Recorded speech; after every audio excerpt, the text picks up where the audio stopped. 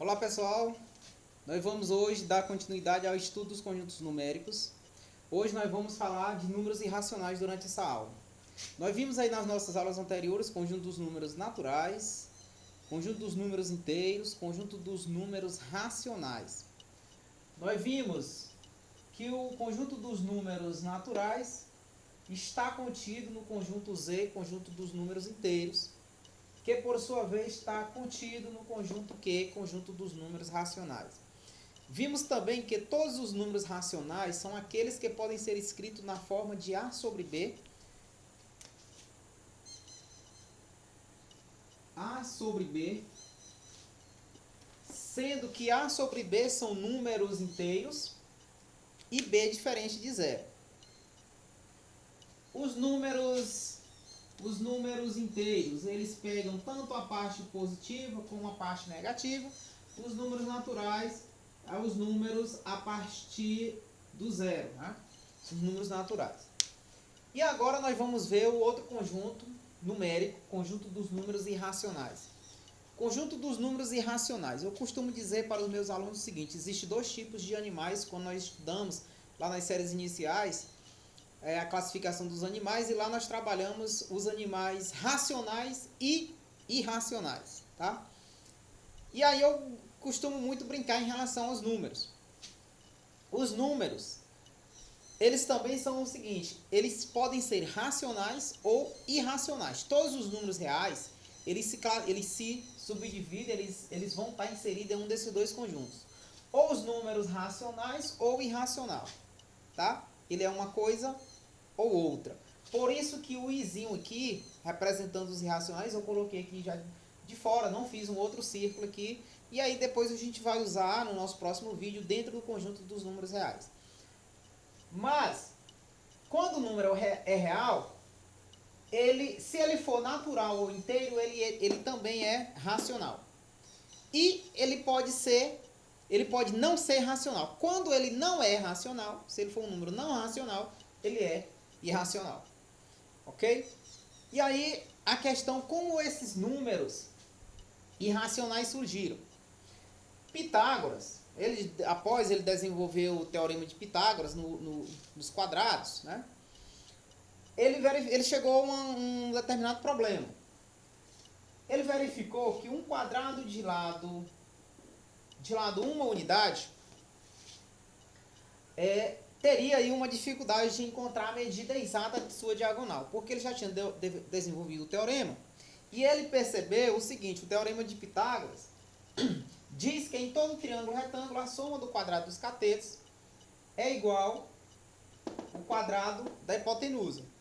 Então, quando desenvolvendo isso aqui para encontrar o comprimento dessa hipotenusa, né, dessa diagonal aqui, ó, eu teria o seguinte: 1 ao quadrado mais 1 ao quadrado é igual exatamente a d ao quadrado. Então, d é igual a 1 ao quadrado mais 1 ao quadrado. d ao quadrado é igual a 1 ao quadrado é 1, mais 1, d ao quadrado vai ser igual a 2. Então, se d ao quadrado é igual a 2, d é igual, nós podemos fazer a operação inversa da potência, que é a radiciação. Então, d é igual a raiz de 2. E aí, quem é a raiz de 2? Porque quando você pega 1 ao quadrado vai dar 1, 2 ao quadrado vai dar 4. Então, a raiz de 2 é um número que está entre 1 e 2. E aí, podemos começar a fazer algumas tentativas. Se nós pegarmos, por exemplo, 1,4 ao quadrado, isso aqui dá 1,96. 1,96, um número bem próximo de 2. Se nós pegarmos 1,5 ao quadrado, vai dar 15 vezes 15 dá 225. Então, isso aqui fica 2,25. Observe que passa. Daqui a gente chega a uma conclusão que o número raiz quadrada de 2 está entre 1,4 e 1,5. E aí a gente começa a atribuir a segunda casa decimal. Em vez de usar 1,4, nós poderíamos, por exemplo, usar 1,41, aumentando uma casa decimal.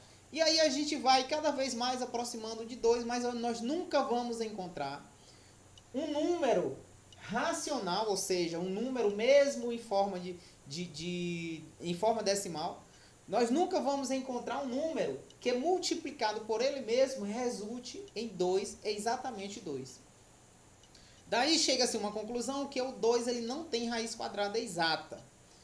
Quanto mais casas decimais nós usarmos, vai se aproximando, mas nós não vamos encontrar um número exato, que multiplicado vai dar exatamente 2. Multiplicado por ele mesmo dá exatamente 2. Daí encontramos um número, surgem os números irracionais, começam os estudos dos números irracionais. Tá? Nós vimos na nossa aula anterior o seguinte, que o que é um número racional? É todo aquele que pode ser escrito na forma A sobre B. E aí entra todos os números decimais finitos e os números decimais infinitos periódicos. Os números decimais infinitos e periódicos, eles também podem ser escritos na forma de fração, que é onde encontramos a fração geratriz. Nós vimos lá como encontrar a fração geratriz de uma dízima periódica. Agora, quando um número ele não é racional, é porque ele é um número decimal, infinito e não periódico. Ou seja, ele não pode ser escrito na forma de fração, ele não vai ter uma fração geratriz para aquela dízima. E os números também de raízes não exatas. Aqui eu tenho raiz de 2, é um exemplo. Mas todas as raízes não exatas são números irracionais. Exemplos. Eu tenho raiz de 3, é um número irracional porque não existe um número que multiplicado por ele mesmo resulte em 3, um número racional que multiplicado por ele mesmo resulta em 3. Se eu pegar aqui raiz cúbica de 4, também não tem, o 4 não é um cubo perfeito, então ele não tem raiz cúbica. Então aqui são exemplos de números racionais. Os números racionais eles podem ser um número decimal infinito não periódico ou raízes não exatas. E não se limita apenas à raiz quadrada ou à raiz cúbica. Tá? Não se limita a isso aí. Porque quando eu pego a raiz cúbica, só vai ter exata se for um cubo perfeito. Se não for, por exemplo, raiz cúbica de 8. Raiz cúbica de 8 ele está dentro dos números racionais. Porque 2 elevado ao cubo vai dar 8. Então a raiz cúbica de 8 é 2. É racional. Mas a raiz cúbica de 9... A raiz cúbica de 9, eu não tenho nenhum número que é multiplicado por ele mesmo 3 vezes, ou seja, que ele elevado ao cubo resulte em 9. Então aqui é um outro exemplo de número irracional. Outros números irracionais, no caso o próprio decimal, eu pego aqui, ó, 0,1,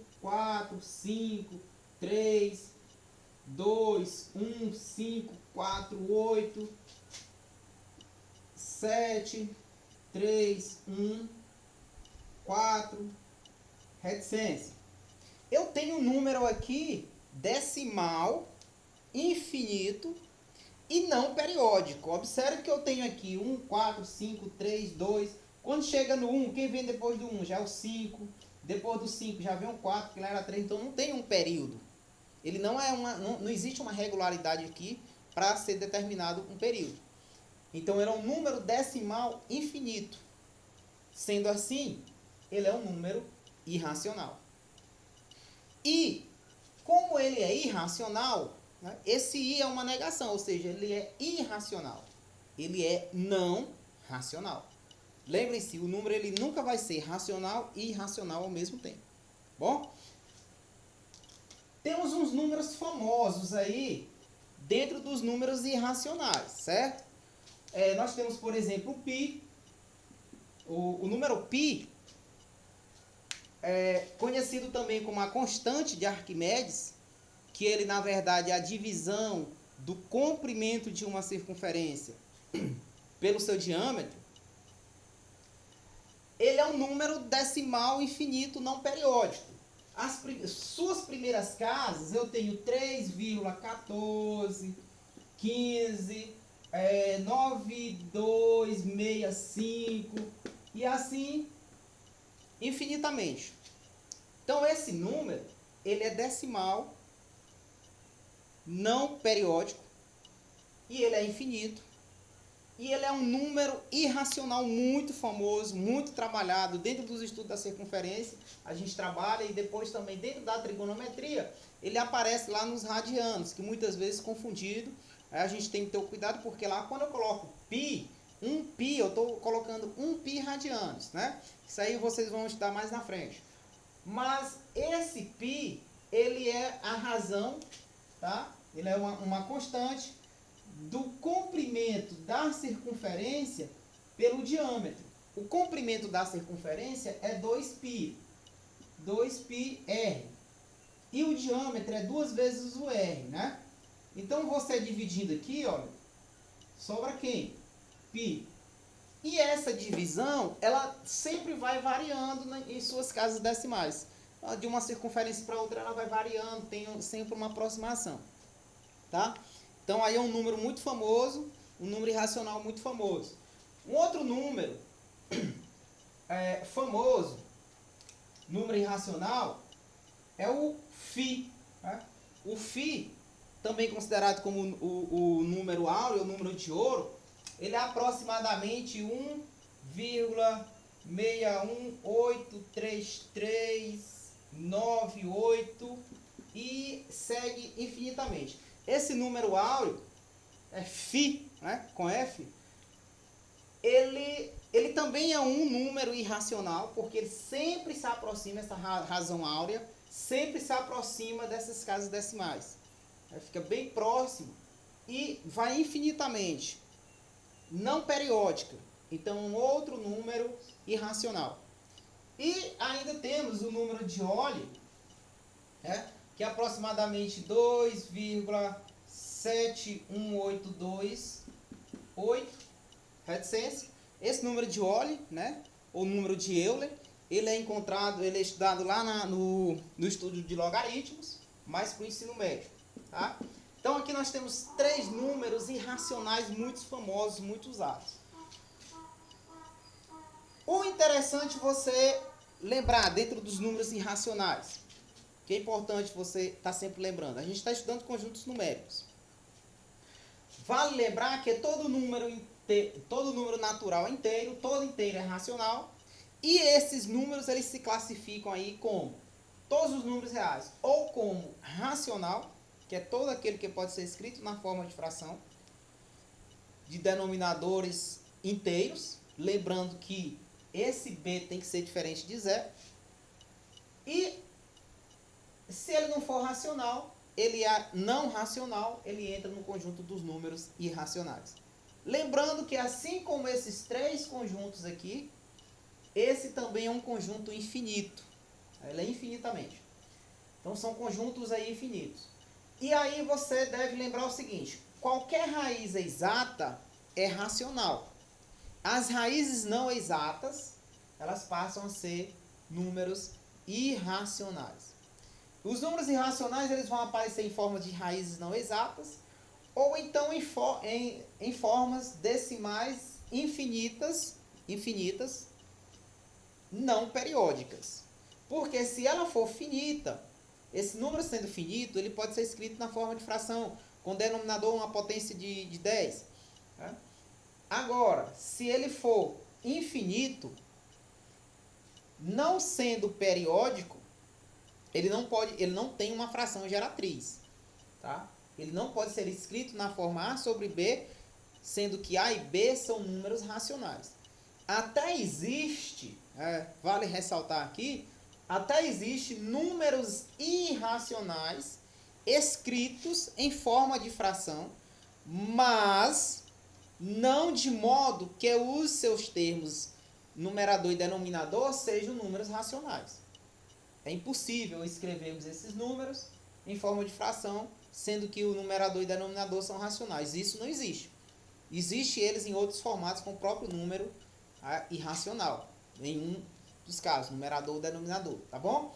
Então, assim, fica aqui a dica dos números irracionais. E na nossa próxima aula a gente vai fazer um apanhado geral de todos os nossos conjuntos numéricos, fechando aí os nossos vídeos sobre conjuntos numéricos a nível de 8º ano, né? Aqui a gente não vai entrar, tem algumas propriedades dos conjuntos que não vai ser trabalhado nem nesse vídeo não foi, nem no próximo não vai ser, porque esse vídeo está sendo mais voltado para 8º ano. Mas nós vamos fazer algumas observações importantes no nosso próximo vídeo, colocando aí algumas observações pertinentes em todos os conjuntos numéricos. Até o próximo vídeo.